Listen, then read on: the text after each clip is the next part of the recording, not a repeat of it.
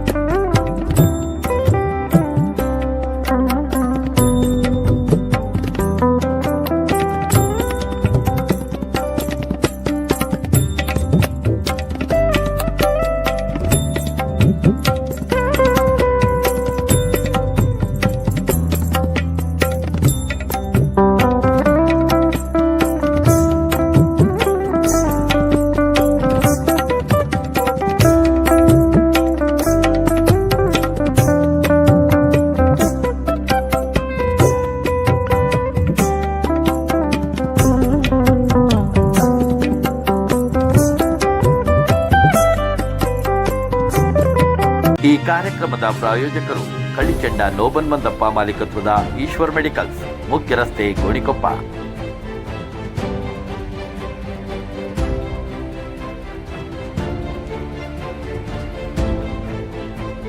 ನುರಿತ ತಜ್ಞ ವೈದ್ಯರು ಲಭ್ಯವಾಗಿರುತ್ತಾರೆ. ವೈದ್ಯರ ಭೇಟಿಗಾಗಿ ಸಂಪರ್ಕಿಸಿ. ಮೊಬೈಲ್ ಸಂಖ್ಯೆ 9019531182. ನನ್ನ ಸ್ನೇಹಿತರು ವಿಲ್ಸನ್ ಅವರೆಲ್ಲೋದ್ರೂ ಅವ್ರಿಗೆ ನಾವು ಮೈಕ್ ಕೊಟ್ಬಿಡೋದು. ಮೈಕ್ ಬೇಡ ಅವ್ರಿಗೆ, ಅವರು ಮೈಕ್ ಇದ್ದರೆ ಇನ್ನೂ ಸುಲಭ. ಭಾಳ ಒಳ್ಳೆಯ ವಾಗ್ಮಿ, ಚೆನ್ನಾಗಿ ಮಾತಾಡ್ತಾರೆ. ಭಾಳಷ್ಟು ವಿಚಾರ ಅವರು ನನ್ನ ಬಗ್ಗೆ ಹೇಳಿದ್ದಾರೆ. ಹಾಗೂ ಪ್ರಾಸ್ತಾವಿಕ ಭಾಷಣವನ್ನು ಸುದೀರ್ಘವಾಗಿ ಸ್ನೇಹಿತರಾದಂಥ ಬಾಬುನವರು ಕೂಡ ಮಾಡಿದ್ದಾರೆ. ನನಗೆ ಭಾಳ ಒತ್ತಡ ಆಗಿಬಿಟ್ಟಿದೆ ಈಗ. ಯಾಕೆಂದರೆ ನಾನು ನಿರೀಕ್ಷೆ ತಮ್ಮಿಂದ ನಾನೇನು ಈಗಾಗಲೇ ಹೆಚ್ಚು ಅಂತ ಇದೆ. ಈಗ ನಿಮ್ಮ ಮಾತು ಕೇಳಿದ್ರೆ ಇನ್ನೂ ಹೆಚ್ಚಾಗ್ಬಿಟ್ಟಿದೆ. ಆದರೆ ಜನ ಸೇವೆ ಅಂತ ಹೇಳಿದ್ರೆ ಜನರ ನಿರೀಕ್ಷೆಯನ್ನು ಪ್ರಾಮಾಣಿಕವಾಗಿ ಈಡೇರಿಸುವಂಥ ಪ್ರಯತ್ನ ಮಾಡಬೇಕು. ಎಲ್ಲವನ್ನು ಬಗೆಹರಿಸಲಿಕ್ಕೆ ಬಹುಶಃ ಸಾಧ್ಯವೇ ಇಲ್ಲ. ಬಗೆಹರಿಸೋಕ್ಕೆ ಸಾಧ್ಯ ಆಗಿದ್ದರೆ ಭಗವಂತ ಬಗೆಹರಿಸ್ಬಿಟ್ಟಿರೋ ನೀವೊಬ್ಬರು. ಆದರೆ ಪ್ರಾಮಾಣಿಕತೆ ಮತ್ತು ಬದ್ಧತೆ ನಮ್ಮ ಕೈನಲ್ಲಿರ್ತದೆ. ಆ ರೀತಿಯಾಗಿ ಜನರ ಸಮಸ್ಯೆಗಳನ್ನು ಬಗೆಹರಿಸುವಂಥ ಪ್ರಯತ್ನವನ್ನು ನಾನು ಕಳೆದ 2.5 ವರ್ಷಗಳಿಂದ ತಮ್ಮೆಲ್ಲರ ಪ್ರತಿನಿಧಿಯಾಗಿ, ಸೇವಕನಾಗಿ ವಿಧಾನಸಭೆಯಲ್ಲಿ ಮತ್ತು ಕ್ಷೇತ್ರದಲ್ಲಿ ಮಾಡಿದ್ದೇನೆ ಅಂತ ಹೇಳುವಂಥ ವಿಶ್ವಾಸ ನನಗಿದೆ, ನಂಬಿಕೆ ಕೂಡ ಇದೆ. ಕೆಲವೊಮ್ಮೆ ಭಾಳಷ್ಟು ದಶಕಗಳಿಂದ ಇರುವಂಥ ಸಮಸ್ಯೆಗಳಿರ್ತದೆ. ನಾವು ಯಾವುದು ಲೆಗಸಿ ಪ್ರಾಬ್ಲಮ್ ಅಂತ ಹೇಳ್ತೀವಿ. ಅದನ್ನು ಕೂಡ ಒಂದೇ ವರ್ಷದಲ್ಲಿ, ಒಂದೇ ತಿಂಗಳಲ್ಲಿ ಬಗೆಹರಿಸಿ ಅಂತ ಜನ ನಿರೀಕ್ಷೆ ಇರ್ತದೆ. ಸಾಧ್ಯ ಆಗೋದಿಲ್ಲ. ಆದರೆ ಯಾವುದು ನಮ್ಮ ಕೈನಲ್ಲಿ ತಕ್ಷಣಕ್ಕೆ ಬಗೆಹರಿಸ್ಲಿಕ್ಕೆ ಆಗ್ತದೆ ಅದನ್ನು ನಾವು ಬದ್ಧತೆಯಿಂದ ಕೆಲಸ ಮಾಡಿದ್ರೆ ಖಂಡಿತವಾಗಿ ಬಗೆಹರಿಸ್ಬೋದು. ಅದೇ ರೀತಿ ಇವತ್ತು ವಿರಾಜಪೇಟೆ ವಿಧಾನಸಭಾ ಕ್ಷೇತ್ರದಲ್ಲಿ ನಾನು ಬಡ ಜನರ, ಶೋಷಿತರ, ಅಲ್ಪಸಂಖ್ಯಾತರ, ಹಿಂದುಳಿದ ವರ್ಗದವರ, ದಲಿತರ ಎಲ್ಲ ರೀತಿಯಾದಂಥ ಸಮಸ್ಯೆಗಳಿಗೆ ಪ್ರಾಮಾಣಿಕವಾಗಿ ಸ್ಪಂದಿಸಿದ್ದೇನೆ ಮತ್ತು ಶ್ರಮಿಸಿದ್ದೇನೆ ಅಂತ ಇವತ್ತು ಹೇಳಲಿಕ್ಕೆ ಬಯಸ್ತಾ ಇದ್ದೀನಿ. ಆರೋಗ್ಯ ವಿಚಾರಗಳಿರ್ಬೋದು, ಕ್ರೀಡೆ ಇರ್ಬೋದು, ಈ ರೀತಿಯಾದಂಥ ಹಲವಾರು ವೈಯಕ್ತಿಕ ಸಮಸ್ಯೆಗಳನ್ನು ನಾನು ಅದು ಹೆಚ್ಚಾಗಿ ಬಡವರಿಗೆ ಬಗೆಹರಿಸುವಂಥ ಕೆಲಸವನ್ನು ಮಾಡಿದ್ದೇನೆ. ಆ ಒಂದು ಸಾರ್ಥಕತೆ ನನಗೆ ಒಬ್ಬ ಜನಪ್ರತಿನಿಧಿಯಾಗಿ ಖಂಡಿತವಾಗಿ ಇದೆ. ಜನ ಇವತ್ತು ಭಾಳ ಹೆಚ್ಚು ಬಡತನ ಇದೆ ಕೊಡಗಿನಲ್ಲಿ. ನಾನು ಮೊನ್ನೆ ಬೆಂಗಳೂರಿಗೆ ಒಂದು ನಿಯೋಗವನ್ನು ಕರ್ಕೊಂಡು ಹೋಗಿದ್ದೆ. ಅವರು ಸ್ವಲ್ಪ ಯಾವುದೋ ಅವರ ಕಟ್ಟಡ ನಿರ್ಮಾಣಕ್ಕೆ ಹಣ ಬೇಕು ಅಂತೇಳಿ ನಾವು ಒಬ್ಬರು ಸಚಿವರ ಹತ್ರ ಹೋದ್ವಿ. ಅವರು ಸಹಜವಾಗಿ ಕೊಡಗಿನಿಂದ ಬಂದಿದ್ದೀರಾ, ನಿಮ್ಗೆ ಯಾಕೆ ಹಣ ಅಂತ ಹೇಳುವಂಥ ಮಾತನ್ನು ಹೇಳಿದರು. ಅಲ್ಲಿ ಬಂದಂಥ ನಿಯೋಗ ಒಂದು 20 ಜನರಲ್ಲಿ ನಾನು ಕೇಳಿದೆ ಅವ್ರ ಮುಂದೆ, ಮಂತ್ರಿಗಳ ಮುಂದೆ, ಎಷ್ಟೆಷ್ಟು ಜಾಗ ತಮ್ಮ ಹತ್ರ ಎಷ್ಟೆಷ್ಟು ಭೂಮಿ ಇದೆ, ಎಷ್ಟು ಆಸ್ತಿ ಇದೆ ಅಂತ ದಯವಿಟ್ಟು ಹೇಳಿ ಮಂತ್ರಿಗಳಿಗೆ. ಅವ್ರಿಗೆ ಗೊತ್ತಾಗಲಿ ಬೆಂಗಳೂರಿನಲ್ಲಿರೋರಿಗೆ ನಾವು ಒಂದು ಕೋಟು ಪ್ಯಾಂಟ್ ಹಾಕ್ತೀವಿ ಅಂತ ಹೇಳಿದ ತಕ್ಷಣ ಶ್ರೀಮಂತರು ಅಂತ ಎನ್ಸ್ಕೊಂಡಿದ್ದಾರೆ ಅಂತೇಳಿ. ಅಲ್ಲಿ ಬಂದವರು ಯಾರೂ ಕೂಡ 1 ಎಕರೆಗಿಂತ ಹೆಚ್ಚು ಜಾಗ ಇರಲಿಲ್ಲ, ಎಲ್ಲ ಭಾಗಮಂಡಲದವರು. 1 ಎಕರೆಗಿಂತ ಹೆಚ್ಚು ಜಾಗವನ್ನು ಒಬ್ಬರೂ ಕೂಡ ಹೊಂದಿರಲಿಲ್ಲ ಅಲ್ಲಿದ್ದಂಥ 20-25. ಇದು ವಾಸ್ತವ ಪರಿಸ್ಥಿತಿ. ಆದರೆ ಇದನ್ನು ಬೆಂಗಳೂರಿನಲ್ಲಿ ಇರುವಂಥ ವ್ಯವಸ್ಥೆಗೆ ಮುಟ್ಟಿಸ್ಬೇಕಾದ್ರೆ ಕೊಡಗು ಹೊಂದಿದ ತಕ್ಷಣ ಕಾಫಿ ತೋಟ ಇದೆ, ಬೆಳೆಗಾರರಿದ್ದಾರೆ, ಇದೆಲ್ಲ ಪ್ಲ್ಯಾಂಟರ್ಸ್ ಅಂತ ಹೇಳುವಂಥ ಭಾವನೆ ಇದೆ. ನಾನಿವತ್ತು ಆಡಳಿತ ವ್ಯವಸ್ಥೆಯಲ್ಲಿ ಇಲ್ಲಿರುವಂಥ ಬಡತನದ ಬಗ್ಗೆ, ಇಲ್ಲಿರುವಂಥ ಬೆಳೆಗಾರರ ಸಮಸ್ಯೆದ ಬಗ್ಗೆ, ಇಲ್ಲಿರುವಂಥ ರೈತರ ಸಮಸ್ಯೆದ ಬಗ್ಗೆ, ಇಲ್ಲಿರುವಂಥ ದೀನ ದಲಿತರ ಅಲ್ಪಸಂಖ್ಯಾತರ ಸಮಸ್ಯೆಗಳ ಬಗ್ಗೆ ಅವರು ಗಮನ ಹರಿಸುವಂಥ ರೀತಿಯಲ್ಲಿ ಕೆಲಸ ಮಾಡಿದ್ದೇನೆ ಅಂತ ಹೇಳುವಂಥ ಮಾತನ್ನು ಕೂಡ ಭಾಳ ತೃಪ್ತಿಯಿಂದ ಇವತ್ತು ಹೇಳಲಿಕ್ಕೆ ಬಯಸ್ತಾ ಇದ್ದೀನಿ. ಯಾರೂ ಕೂಡ ಮುಂದಿನ ದಿನಗಳಲ್ಲಿ ಕೊಡಗಿನ ಸಮಸ್ಯೆ ಈ ಥರ ಇದೆಯಾ ಅಂತ ಹೇಳುವಂಥ ಪ್ರಶ್ನೆಯನ್ನು ಕೇಳಬಾರ್ದು. ಈ ಸಮಸ್ಯೆಗಳಿದೆ, ಅದನ್ನು ಬಗೆಹರಿಸೋದಕ್ಕೆ ಏನು ಕ್ರಮ ಜರುಗಿಸಬೇಕು ಅಂತ ಹೇಳೋದ್ರ ಬಗ್ಗೆ ಆಲೋಚನೆ ಮಾಡಬೇಕು. ಆ ಕೆಲಸವನ್ನು ಖಂಡಿತವಾಗಿ ಬೆಂಗಳೂರು ನಗರದಲ್ಲಿ ಮಾಡಿದ್ದೀನಿ. ನಮ್ಮ ಕೇಂದ್ರ ಅದು ಕರ್ನಾಟಕ ರಾಜ್ಯದ, ಅಲ್ಲಿ ಮಾಡಿದ್ದೇನೆ. ಆದರೆ ಇವತ್ತು ರಸ್ತೆಗಳ ಭಾಳ ದೊಡ್ಡ ಸಮಸ್ಯೆ. 2 ವರ್ಷದಿಂದ ಸತತವಾಗಿ ಮಳೆ ಹೊಡ್ಕೊಂಡು ಬಂದುಬಿಟ್ಟಿದೆ. ಮಳೆ ನಿಲ್ಲದೆ ಕೆಲಸ ಪ್ರಾರಂಭ ಮಾಡಲಿಕ್ಕೆ ಸಾಧ್ಯ ಆಗಲ್ಲ. ಆದರೆ ಕಳೆದ 1 ವರ್ಷದಿಂದ PWD ಇಲಾಖೆಯಿಂದ ಮತ್ತು ಪಂಚಾಯತ್ ಇಲಾಖೆಯಿಂದ ಹೆಚ್ಚು ಅನುದಾನವನ್ನು ತಂದು ಆ ಕಾಮಗಾರಿ ಪ್ರಾರಂಭಿಸ್ಲಿಕ್ಕೆ ಬೇಕಾಗಿರುವಂಥ ಎಲ್ಲ ವ್ಯವಸ್ಥೆಯನ್ನು, ಅಂದರೆ ಟೆಂಡರ್ ಕರೆಯುವಂಥದ್ದು, ಗುತ್ತಿಗೆದಾರರನ್ನು ಗುರುತಿಸುವಂಥದ್ದು, ಅವರಿಗೆ ಪ್ರಾರಂಭ ಮಾಡಲಿಕ್ಕಿರುವಂಥ ವ್ಯವಸ್ಥೆಯನ್ನು ಮಾಡುವಂಥದ್ದು, ಇದೆಲ್ಲವನ್ನು ಮಾಡ್ಕೊಂಡು ಬಂದಿದ್ದೀವಿ. ಈಗ ಮಳೆ ನಿಂತಿದೆ, ಕೆಲಸ ಪ್ರಾರಂಭ ಆಗ್ತಾಯಿದೆ. ಭಾಳಷ್ಟು ಜಾಗದಲ್ಲಿ ಪ್ರಾರಂಭ ಆಗಿದೆ, ಇನ್ನು ಅನೇಕ ಪ್ರಾರಂಭ ಆಗಲಿಕ್ಕಿದೆ, ಕೆಲವು ಸ್ವಲ್ಪ ದಿವಸದಲ್ಲಿ ಪ್ರಾರಂಭ ಆಗುತ್ತೆ. ಆದರೆ ಇಷ್ಟನ್ನು ಹೇಳಲಿಕ್ಕೆ ಬಯಸ್ತೇನೆ, PWD ಮತ್ತು ಮೇಜರ್ ಡಿಸ್ಟ್ರಿಕ್ಟ್ ರಸ್ತೆಗಳೇನಿದೆ ಅದಕ್ಕೆ ಯಾವ ವರ್ಷ ಕೂಡ ಬಂದಿಲ್ಲ ಅಷ್ಟು ಅನುದಾನ ಈ ವರ್ಷ ನಮ್ಮ ಸರ್ಕಾರ ನಮಗೆ ಕೊಟ್ಟಿದೆ. ಆಯಾ ಕೆಲಸಗಳನ್ನು ಪ್ರಾರಂಭ ಮಾಡಿ ಬಹುಶಃ ಬರೋ ವರ್ಷದ ಮಳೆಗಾಲಕ್ಕಿಂತ ಮೊದಲು ಬಹುತೇಕ ರಸ್ತೆಗಳ ಸಮಸ್ಯೆಯನ್ನು ಬಗೆಹರಿಸುವಂಥ ಕೆಲಸವನ್ನು ಮಾಡ್ತೀವಿ. ಇವತ್ತು ವಿದ್ಯುತ್ ಶಕ್ತಿ ವಿಚಾರಗಳಿರ್ಬೋದು, ಆರೋಗ್ಯ ಕ್ಷೇತ್ರ ಅಂದರೆ ಆಸ್ಪತ್ರೆಗಳಿರ್ಬೋದು, ವಿದ್ಯಾಭ್ಯಾಸಕ್ಕೆ ಬೇಕಾಗಿರುವಂಥ ಶಾಲೆ ಕಾಲೇಜುಗಳಿರ್ಬೋದು, ಕಟ್ಟಡಗಳಿರ್ಬೋದು, ನಮಗೆ ಜನರಿಗೆ ಅತ್ಯವಶ್ಯಕ ಇರುವಂಥ ಪಂಚಾಯತ್ ಕಚೇರಿಗಳಿರ್ಬೋದು, ಪುರಸಭೆ ಕಟ್ಟಡಗಳಿರ್ಬೋದು, ಮಾರ್ಕೆಟ್ ಕಟ್ಟಡ ಇರ್ಬೋದು, ಬಸ್ ನಿಲ್ದಾಣ ಇರ್ಬೋದು, ಈ ರೀತಿಯಾಗಿ ಅನೇಕ ಕಾಮಗಾರಿಗಳನ್ನು ನಾವು ಮಾಡಿದ್ದೇವೆ. ಅದಕ್ಕೇನು ಮಳೆ ಅಡ್ಡ ಬರಲಿಲ್ಲ. ಅಂದರೆ ರಸ್ತೆಗೆ ಮಳೆ ಅಡ್ಡ ಬಂದಿದೆ. ಆದರೆ ಇನ್ನೊಂದು ಸಮಸ್ಯೆ ಇದೆ. ನಾವು ರಸ್ತೆ ಮಾಡಿದಾಗ ಮೊನ್ನೆ ಚೇಂಡನಲ್ಲಿ ಒಂದು ರಸ್ತೆ ಮಾಡಿದ್ವಿ, ಕಾಂಕ್ರೀಟ್ ರಸ್ತೆ, 1.25 ಕಿಲೋಮೀಟರ್ನ ರಸ್ತೆ ಅದು. ಆ ರಸ್ತೆ ಮಾಡಿದಂಥ ಎಲ್ಲ ಜನ ಪಾಪ ಭಾಳ ಸಂತೋಷದಿಂದ ನಾನು ಅಲ್ಲಿ ಹೋಗಿದ್ದೆ, ಕಾಲೋನಿಗೆ ಮಾತಾಡಿಸಿದ್ದು. ಆದರೆ 3 ಮನೆಗೆ ಅಲ್ಲಿಂದ 100 ಮೀಟ್ರ್ ಬಿಟ್ಟು ಇದೆ, ಬಾಕಿ ಇದೆ. ಆ 3 ಮನೆ ಅವ್ರಿಗೆ ಬರೀ ಅವ್ರ ಮನೆಗೆ ಬಂದಿಲ್ವಲ್ಲ ರಸ್ತೆ ಅಂತ ಹೇಳುವಂಥ ಕೊರಗು. ಈಗ ಎಲ್ಲರ ಮನೆಗೆ ರಸ್ತೆ ಮಾಡಲಿಕ್ಕೆ ಸಾಧ್ಯ ಆಗೋದಿಲ್ಲ. ಕೊಡಗಿನಲ್ಲಿ ರಸ್ತೆನೇ ಬರೀ ರಸ್ತೆ, ಜನಕ್ಕಿಂತ ಹೆಚ್ಚು ರಸ್ತೆ ಇದೆ. ಮನೆಗಳಿಗೆ ರಸ್ತೆ ಮಾಡಲಿಕ್ಕಂತೂ ಅಸಾಧ್ಯ, ಈಗಂತೂ ಅಸಾಧ್ಯ. ಆದರೆ ಈಗ ಆಗಿರುವಂಥ ರಸ್ತೆ 3/4 ಕಿಲೋಮೀಟ್ರ್ ಏನಾಗಿದೆ ಅಥವಾ 1 ಕಿಲೋಮೀಟ್ರ್ ಏನಾಗಿದೆ ಅದನ್ನು ಮರೆತು ಬಿಡ್ತಾರೆ. ನನ್ನ ಮನೆಗೆ ರಸ್ತೆ ಆಗಿಲ್ವಲ್ಲ ಅಂತ ಹೇಳುವಂಥ ಪ್ರಶ್ನೆ ಬರ್ತದೆ. ಆಗಬಾರ್ದು ಅಂಥೇಳಿ ತಮ್ಮಲ್ಲಿ ನಾನು ಸವಿನಯ ಪ್ರಾರ್ಥನೆಯನ್ನು ಮಾಡ್ತೀನಿ. ಯಾಕಂದರೆ ಎಲ್ಲ ಕಡೆ ಮಾಡಲಿಕ್ಕೆ ಸಾಧ್ಯ ಆಗೋದಿಲ್ಲ. ಆದರೆ ಎಲ್ಲ ಆಗ್ತಾಯಿದೆ, ಅದನ್ನು ಗಮನಿಸಿ ನೀವು ಬೆಂಬಲಿಸಿ ಸಹಕಾರವನ್ನು ಕೊಟ್ಟರೆ ಇನ್ನಷ್ಟು ಶಕ್ತಿ ತುಂಬಿದಂಗೆ ಆಗುತ್ತೆ. ನಾನು ಇನ್ನಷ್ಟು ಕೆಲಸ ಮಾಡಲಿಕ್ಕೆ ಸಾಧ್ಯ ಆಗ್ತದೆ. ಯಾವುದಾಗಿಲ್ಲ ಅದನ್ನು ಮಾತ್ರ ಹೇಳಿದ್ರೆ ಭಾಳ ಕಷ್ಟ. ಯಾಕಂದರೆ ಇದು ಪ್ರಜಾಪ್ರಭುತ್ವ ವ್ಯವಸ್ಥೆ. ಇದರಲ್ಲಿ ಅಧಿಕಾರ ಏನು ಅಂತ ಹೇಳಿದ್ರೆ, ಒಬ್ಬ ಶಾಸಕನಾಗೋದು ಅಧಿಕಾರ ಅಲ್ಲ, ಮಂತ್ರಿ ಆಗೋದು ಅಧಿಕಾರ ಅಲ್ಲ. ಜನರ ವಿಶ್ವಾಸ ಬೆಂಬಲ ಇದ್ದರೆ ಮಾತ್ರ ಅಧಿಕಾರ. ನಾನು ಎಲ್ಲೇ ಯಾವುದೇ ನಿರ್ಧಾರ ತಗೊಳ್ಳುವಂಥ ಸಂದರ್ಭದಲ್ಲಿ, ಯಾವುದೇ ಕಾರ್ಯಕ್ರಮ ಯೋಜನೆಗಳನ್ನು ರೂಪಿಸುವಂಥ ಸಂದರ್ಭದಲ್ಲಿ ಜನ ಬೆಂಬಲ ಇದೆ ಅಂತ ಹೇಳಿದ್ರೆ ಮಾತ್ರ ಶಕ್ತಿ ಇರ್ತದೆ, ಬಿಟ್ಟರೆ ಇಲ್ಲಾಂದರೆ ಸಾಧ್ಯನೇ ಆಗೋದಿಲ್ಲ. ಅದರಿಂದ ತಾವು ಅತಿ ಹೆಚ್ಚು ಪ್ರೀತಿ ವಿಶ್ವಾಸವನ್ನು ತೋರಿಸಿದ್ದೀರಿ, ಅದು ಕ್ರೈಸ್ತ ಬಾಂಧವರು. ನಾನು ಚುನಾವಣೆಯ ಸಂದರ್ಭದಲ್ಲಿ ಬಹುಶಃ ಎಲ್ಲ ಚರ್ಚ್ಗಳಿಗೆ ಭೇಟಿ ನೀಡಿದೆ. ಭಾನುವಾರ ಮಾಸ್ ನಡೆಯುವಂಥ ಸಂದರ್ಭದಲ್ಲಿ ನನಗೆ ಅವಕಾಶಗಳನ್ನು ಕೊಟ್ಟು ಮಾತಾಡಲಿಕ್ಕೆ, ಜನರ ಹತ್ರ ನನ್ನ ಪರಿಚಯ ಮಾಡಿಸ್ಕೊಳ್ಳಿಕ್ಕೆ, ನಾನು ಏನೇನು ಮಾಡ್ತೀನಿ ಅಂತ ಹೇಳ್ಕೊಳ್ಳಿಕ್ಕೆ ಎಲ್ಲರೂ ಕೂಡ ಸಹಕರಿಸಿದ್ದಾರೆ. ಅದರಿಂದ ನಾನು ವಿಶೇಷ ಕಾಳಜಿಯನ್ನು ವಹಿಸಿ ನಿಮ್ಮ ಸೇವೆಯನ್ನು ಮಾಡಿ, ನಿಮ್ಮ ಕೆಲಸಗಳನ್ನು ಮಾಡೋದು ನನ್ನ ಆದ್ಯ ಕರ್ತವ್ಯ. ಅದರಿಂದ ಏನು ಎರಡನೇ ಮಾತೇ ಇಲ್ಲ.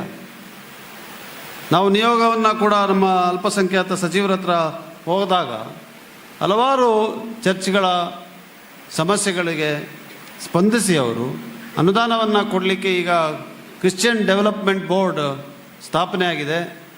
ಅಲ್ಲಿ ಪ್ರೊಫೆಸರ್ ಜಾಫೆಟ್ ಅವರು ಅದರ ಅಧ್ಯಕ್ಷರಾಗಿದ್ದಾರೆ. ಅವರು ಕೂಡ ಸಭೆಯಲ್ಲಿದ್ದರು. ಅವರ ಮೂಲಕ ಇದನ್ನು ಬಗೆಹರಿಸಲಿಕ್ಕೆ ಈಗಾಗಲೇ ಅನುದಾನ ಎಷ್ಟೆಷ್ಟು ಕೊಡಬೇಕು ಅಂತ ಹೇಳುವಂಥ ಪಟ್ಟಿ ತಯಾರಾಗಿದೆ. ಮುಂದಿನ ದಿನಗಳಲ್ಲಿ ಆದಷ್ಟು ಶೀಘ್ರವಾಗಿ ಹಣ ಕೂಡ ಬಿಡುಗಡೆ ಆಗ್ತದೆ. ಎಲ್ಲ ಸಮುದಾಯಗಳು, ಕ್ರೈಸ್ತರಿರ್ಬೋದು, ಹಿಂದೂಗಳಿರ್ಬೋದು, ಮುಸಲ್ಮಾನರಿರ್ಬೋದು, ಯಾರ್ಯಾರು ನಮ್ಮ ಕೊಡಗಿನ ಭಾಗವಾಗಿದ್ದಾರೆ, ಒಬ್ಬರು ಬಿಟ್ಟು ಇನ್ನೊಬ್ಬರು ಕೊಡುಗೆ ಆಗಕ್ಕೆ ಸಾಧ್ಯ ಆಗೋದಿಲ್ಲ. ನಾನು ಪದೇ ಪದೇ ಹೇಳ್ತೀನಿ. ಎಲ್ಲ ಸಮುದಾಯದವರು, ಎಲ್ಲ ಧರ್ಮದವರು, ಎಲ್ಲ ಜಾತಿ, ಎಲ್ಲ ವರ್ಗ, ಬಡ ಶ್ರೀಮಂತ, ಮಧ್ಯಮ ವರ್ಗ, ಮಹಿಳೆ, ಪುರುಷ, ಕ್ರೈಸ್ತ, ಹಿಂದೂ, ಮುಸಲ್ಮಾನ, ಜಾತಿಗಳ ಅನೇಕ ಜಾತಿಗಳು, ಪರಿಶಿಷ್ಟ ಜಾತಿ, ಪರಿಶಿಷ್ಟ ಪಂಗಡ, ಇವೆಲ್ಲ ಸೇರಿದ್ರೇ ಕೊಡಗು ಆಗಕ್ಕೆ ಸಾಧ್ಯ ಆಗುತ್ತೆ. ಸೊ ಇವರೆಲ್ಲರ ಏಳಿಗೆ ಆಗಬೇಕು. ಎಲ್ಲರೂ ಕೂಡ ಮುಖ್ಯವಾಹಿನಿಯಲ್ಲಿ ತಮ್ಮ ಎದೆ ಎತ್ತಿ ನಡೆಯುವಂಥ ವಾತಾವರಣ ನಿರ್ಮಾಣ ಆಗಬೇಕು. ಇದೇ ನಮ್ಮ ಗುರಿ. ನಾನು ಬೆಳಿಗ್ಗೆ ಒಂದು ಕಾರ್ಯಕ್ರಮದಲ್ಲಿ ಮಾತಾಡ್ತಾ ಹೇಳಿದೆ, ಸಮಾನತೆ ಮೂಲ, ಈ ದೇಶದ ಸಂವಿಧಾನದ ಮೂಲ ಮತ್ತು ಮೂಲ ಆಶೆ ಸಮಾನತೆ. ಸಮಾನತೆ ಅಂದರೆ ಈಕ್ವಾಲಿಟಿ.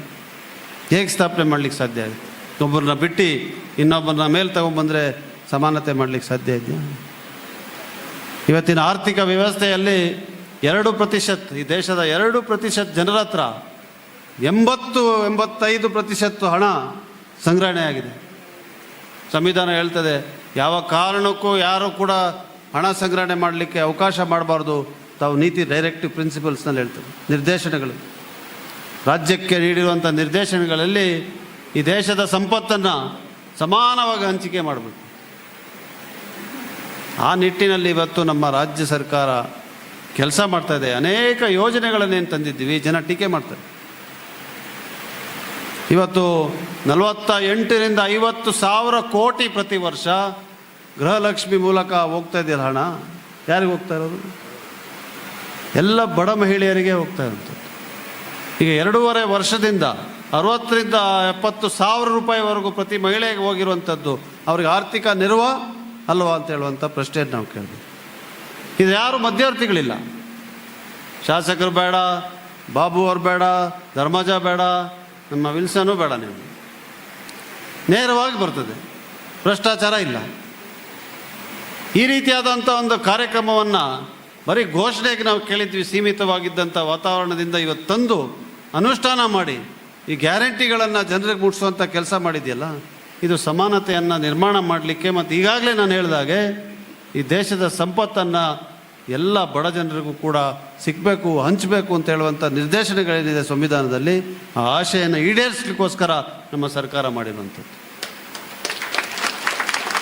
ಅದರಿಂದ ಈ ರೀತಿಯಾದಂಥ ಟೀಕೆಗಳು ಯಾರು ಮಾಡ್ತಾರೆ ಅವರು ಕೂಡ ಫಲಾನುಭವಿಗಳಿರ್ತಾರೆ, ಆದರೂ ಟೀಕೆ ಮಾಡ್ತಾರೆ ರಾಜಕೀಯವಾಗಿ. ಅದಕ್ಕೆ ನಾವು ಯಾರು ಕೂಡ ಕಿವಿ ಕೊಡಲೇಬಾರ್ದು.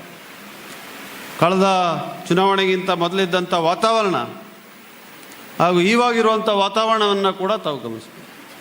ಶಾಂತಿ ನೆಲೆ ಮಾಡಿದೆ ಕೊಡಗಿನಲ್ಲಿ ಅಂತ ಹೇಳಿದ್ರೆ ತಪ್ಪಾಗಲಾರದು. ಯಾವುದೇ ರೀತಿಯಾದಂಥ ಧಾರ್ಮಿಕ ಭಾವನೆಗಳನ್ನು ಕೆರಳಿಸಿ ಐತಿಕರಣ ಘಟನೆ ಆಗಲಿಕ್ಕೆ ನಾವು ಬಿಟ್ಟಿಲ್ಲ. ಕಳೆದ 2.5 ವರ್ಷದಿಂದ ಧಾರ್ಮಿಕ ಸ್ವಾತಂತ್ರ್ಯ ಮತ್ತು ಅವರವರ ಆಚರಣೆಗಳನ್ನು, ಅವರವರ ವಿಚಾರಗಳನ್ನು, ಅವರ ನಂಬಿಕೆಗಳನ್ನು ಪ್ರತಿಪಾದನೆ ಮಾಡಿ ಪಾಲನೆ ಮಾಡಲಿಕ್ಕೆ ಯಾವುದೇ ರೀತಿ ಅಡಚಣೆ ಇಲ್ಲದಂಥ ಸ್ವಾತಂತ್ರ್ಯದ ವಾತಾವರಣವನ್ನು ನಾವು ಮತ್ತೆ ನಿರ್ಮಾಣ ಮಾಡಿದ್ದೀವಿ ಕೊಡಗಿನಲ್ಲಿ ಅಂತ ಕೂಡ ಇವತ್ತು ತಾವು ಗಮನಿಸಬೇಕಾಗಿದೆ ಅಂತ ವಿಚಾರ. ಯಾರು ಭಯ ಪಡೋದು ಬೇಕಾಗಿಲ್ಲ. ಯಾರೇ ಇರಲಿ, ಅವರವರ ವಿಶ್ವಾಸ, ಅವರವರ ನಂಬಿಕೆ. ನಾವು ಹುಟ್ಟುವಾಗ ಯಾರೂ ಕೂಡ ಆಯ್ಕೆ ಮಾಡ್ಕೊಂಡು ಬರಲ್ಲ, ಇಲ್ಲೇ ಹುಟ್ಟಬೇಕು, ಹೀಗೆ ಹುಟ್ಟಬೇಕು, ಈ ಥರ ಆಗಬೇಕು ಅಂತ ಆಯ್ಕೆ ಮಾಡುವಂಥ ಅವಕಾಶ ಇಲ್ಲ. ಹುಟ್ಟಿದ ಮೇಲೆ ಎಲ್ಲಿ ಹುಟ್ಟಿದ್ದೀವಿ ಆ ಧರ್ಮ, ಎಲ್ಲಿ ಹುಟ್ಟಿದ್ದೀವಿ ಆ ಜಾತಿ, ಎಲ್ಲಿ ಹುಟ್ಟಿದ್ದೀವಿ ಆ ವಿಶ್ವಾಸ, ಆ ನಂಬಿಕೆಗಳು, ಅದನ್ನು ಪಾಲನೆ ಮಾಡ್ಕೊಂಡು ಹೋಗ್ಬೇಕು. ಅದೇ ದೇಶ. ಭಾರತ ದೇಶ ಅಂತ ಹೇಳಿದರೆ ವಿವಿಧತೆಯಲ್ಲಿ ಏಕತೆ, ಯೂನಿಟಿ ಇನ್ ಡೈವರ್ಸಿಟಿ ಅಂತ ಹೇಳ್ತಾರೆ. ಈ ವಿವಿಧತೆಯನ್ನು ಕಾಪಾಡಬೇಕು, ಈ ವಿವಿಧತೆಯನ್ನು ರಕ್ಷಣೆ ಮಾಡಬೇಕು. ನಮ್ಮ ಪ್ಲೂರಲಿಸ್ಟಿಕ್ ಫ್ಯಾಬ್ರಿಕ್ ಅಂತ ಹೇಳ್ತೇವೆ, ಅದನ್ನು ಉಳಿಸುವಂಥ ಕೆಲಸವನ್ನು ಮಾಡಬೇಕು. ಅದೇ ಕರ್ನಾಟಕ ರಾಜ್ಯದಲ್ಲಿ ನಮ್ಮ ಸರ್ಕಾರ ಮತ್ತು ನಾನೊಬ್ಬ ಸರ್ಕಾರದ ಅಂಗವಾಗಿ ಮಾಡ್ತಾ ಇದ್ದೀವಿ ಅಂತ ಭಾಳ ಹೆಮ್ಮೆಯಿಂದ ತಮಗೆ ಹೇಳಲಿಕ್ಕೆ ಇವತ್ತು ಬಯಸ್ತಾ ಇದ್ದೀನಿ. ಆದ್ದರಿಂದ ನಾನು ಇನ್ನೂ ಹೆಚ್ಚಾಗಿ ಮಾತಾಡೋದಿಲ್ಲ, ಭಾಳಷ್ಟು ಜನ ಮಾತಾಡುವಂಥದ್ದಿದೆ. ನಾನು ಇಷ್ಟೇ ಹೇಳಲಿಕ್ಕೆ ಬಯಸ್ತೇನೆ, ಭಾಳ ಒಳ್ಳೆಯ ಒಂದು ಕೆಲಸಕ್ಕೆ ತಾವು ನಾಂದಿಯನ್ನು ಆಡಿದ್ದೀರಿ ಮಾನ್ಯ ಬಾಬು ಅವರೇ, ಮತ್ತು ತಮ್ಮೆಲ್ಲ ಪದಾಧಿಕಾರಿಗಳಿಗೆ. ನಮ್ಮ ರಾಬಿನ್ ಅವ್ರ ಬಗ್ಗೆ ಕೂಡ ಭಾಳ ಚೆನ್ನಾಗಿ ಮಾತಾಡಿದ್ರು ಬಾಬು ಅವರು. ಭಾಳ ಸಕ್ರಿಯವಾಗಿ ಕೆಲಸ ಮಾಡ್ತಾರೆ. ತಾವುಗಳು ಎಲ್ಲರೂ ಒಗ್ಗಟ್ಟಿನಿಂದ ಕೈ ಜೋಡಿಸಿ ಕೆಲಸ ಮಾಡಿ ಅಂತ ನಾನು ತಮ್ಮಲ್ಲಿ ವಿನಂತಿಸ್ಕೊಳ್ತಾ ಇದ್ದೀನಿ. ಯಾವುದೇ ವೈಯಕ್ತಿಕವಾದಂಥ ಭಿನ್ನಾಭಿಪ್ರಾಯಗಳಿರ್ತದೆ. ಈಗ ನನಗೆ ಜಾನ್ಸನ್ ಇದ್ದಾರೆ, ಏನು ಭಿನ್ನಾಭಿಪ್ರಾಯ ಇರ್ಬೋದು, ಆದರೆ ಚಿಂತನೆ ಒಂದೇ ಇರಬೇಕು.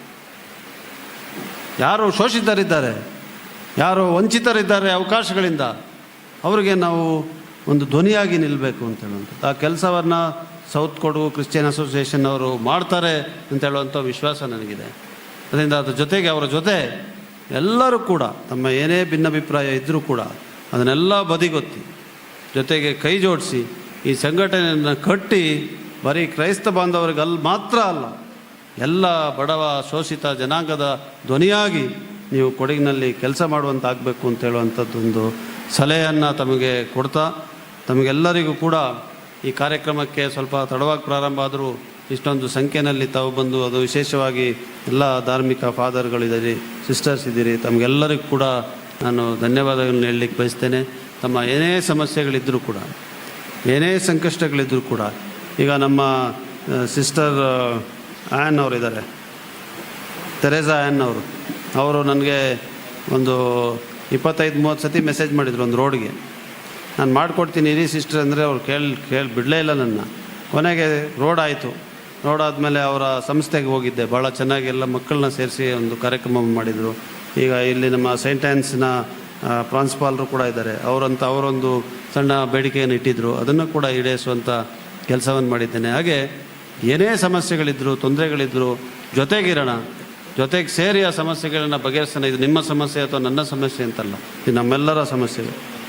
ಜೊತೆಗಿದ್ದು ನೀವೊಂದು ಶಕ್ತಿಯನ್ನು ತುಂಬುವಂಥ ಕೆಲಸ ಮಾಡಿದ್ರೆ ಇನ್ನಷ್ಟು ನಿಮ್ಮ ಸೇವೆ ಮಾಡುವಂಥ ಒಂದು ಧೈರ್ಯ ನನಗೆ ಬರ್ತದೆ. ಆ ರೀತಿಯಾಗಿ ನಾವೆಲ್ಲರೂ ಕೂಡ ಕೈ ಜೋಡಿಸಿ ಕೆಲಸ ಮಾಡಿ ಇರುವಂಥ ಸಮಸ್ಯೆಗಳನ್ನು ಬಗೆಹರಿಸಿ, ಭಾಳ ಮುಖ್ಯವಾಗಿ ನಮ್ಮ ಮಕ್ಕಳಿಗೆ, ನಮ್ಮ ಯುವಕರಿಗೆ ಒಂದು ಒಳ್ಳೆಯ ಭವಿಷ್ಯವನ್ನು ಕಟ್ಟುವಂಥ ಸಮಾಜವನ್ನು, ಗುಣಮಟ್ಟವಾದಂಥ ಸಮಾಜವನ್ನು ನಿರ್ಮಾಣ ಮಾಡಲಿಕ್ಕೆ ಶ್ರಮಿಸೋಣ ಅಂತ ಹೇಳುವಂಥ ಮಾತನ್ನು ಹೇಳಿ, ಇವತ್ತು ಸೌತ್ ಕೊಡಗು ಕ್ರಿಶ್ಚಿಯನ್ ಅಸೋಸಿಯೇಷನ್ ಅವರು ಭಾಳಷ್ಟು ದೊಡ್ಡ ಜವಾಬ್ದಾರಿ ಇದೆ ಅವ್ರ ಮೇಲೆ. ಅವರೆಲ್ಲರೂ ಕೂಡ ಕೈ ಜೋಡಿಸಿ ಒಗ್ಗಟ್ಟಿನಿಂದ ತಮ್ಮ ಸಮಸ್ಯೆಗಳನ್ನು ಬಗೆಹರಿಸಲಿಕ್ಕೆ ಮುಂದಾಗಬೇಕು ಅಂತ ಹೇಳುವಂಥ ಒಂದು ಸಣ್ಣ ಕಿವಿ ಮಾತನ್ನು ಕೂಡ ಹೇಳ್ತಾ ಅವರಿಗೆ ಯಶಸ್ಸನ್ನು ಕೋರಿ, ಇವತ್ತು ಅವರ ಲೋಗೋ ಕೂಡ, ಲಾಂಛನ ಕೂಡ ನಾವು ಬಿಡುಗಡೆ ಮಾಡಿದ್ದೀವಿ. ಭಾಳ ಸುಂದರವಾದಂಥ ಒಂದು ಲಾಂಛನವನ್ನು ತಾವು ಮಾಡಿದ್ದೀರಿ, ತಮಗೆ ಅಭಿನಂದನೆಗಳು. ತಮ್ಮ ಎಲ್ಲ ಪದಾಧಿಕಾರಿಗಳಿಗೆ, ಇಲ್ಲಿ ಸೇರಿದಂಥ ಎಲ್ಲ ನನ್ನ ಬಂಧು ಭಗಿನಿಯರಿಗೆ ನನ್ನ ವಂದನೆಗಳನ್ನು ಸಲ್ಲಿಸಿ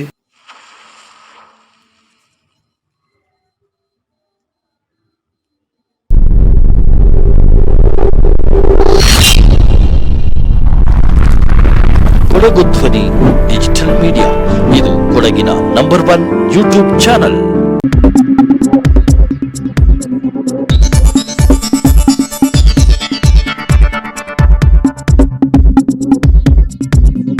ನಾನು ನಿಮ್ಮ ಜಗದೀಶ್, ಕೊಡಗು ಧ್ವನಿ ಡಿಜಿಟಲ್ ಮೀಡಿಯಾದಿಂದ. ನಮ್ಮ ಚಾನಲನ್ನು ಸಬ್ಸ್ಕ್ರೈಬ್ ಮಾಡಿ, ಲೈಕ್ ಮಾಡಿ, ಶೇರ್ ಮಾಡಿ.